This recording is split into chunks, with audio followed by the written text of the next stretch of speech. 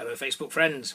You may notice a similarity to a certain Guy Martin. Now, I'm not saying that I'm as sexy as Mr. Guy Martin, and I'm not saying that I've got the balls to ride around the Isle of Man TT, but we do have a few similarities with the great fella. Now, here we have a Primus number 71 stove, a marvellous little tiny machine thing. The tin for it's over there. Yeah, you can't see it, tough luck. So what we're actually going to do is try and light it. I've never lit this thing before. It's a bit of an heirloom from the old ancestral pile.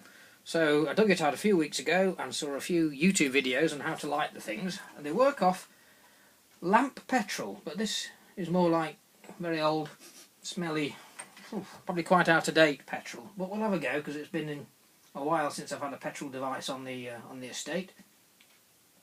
But we'll have a go, fill it up, and hopefully not set fire to ourselves. Bear with me a moment, it'll just come right. These are a very strange design. They don't actually use a pump, which is quite disappointing. I quite like a good pump occasionally, but that's life. So what we have to do is literally do that, warm it in our hands. Now, the heat from your hands actually does something physical, which I haven't a bloody clue. Oh, hang on, turn it off first. And what it actually does is warm the petrol, and it pops out the little spirit thing on the top, and should start dribbling out.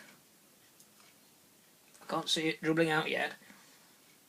I'll give it a bit of a bit of a vigorous warm. I'm hoping that if I rub this lamp enough, a gorgeous little strumpet will jump out and set about me. Here's hoping, eh?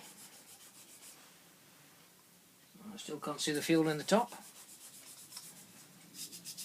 Maybe I have a blockage. Let's turn it on now and see what we can get. 1, 2, and a half for good measure.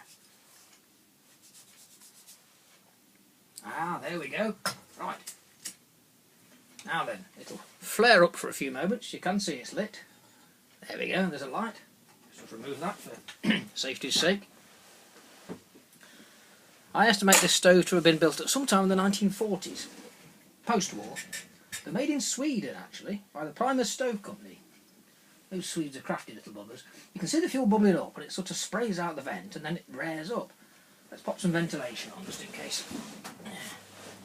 Just in case of carbon monoxide myself, which would be a lovely idea. And eventually it'll reach a point in a few moments' time when the vaporizer warms up, and the flame will burn down, and there'll be a big hiss. I reckon you've about a minute to wait yet. There we go. It's burning down nicely. I don't think we're going to be cooking on this thing yet. The trick is, what you're supposed to do is once it's fired up and burning, is pop it into its little receptacle, which is a little bit too mucky and old, but I think there's something wrong. It's not exactly burning in a sort of blowtorch manner. You'll have to try and close that down a bit.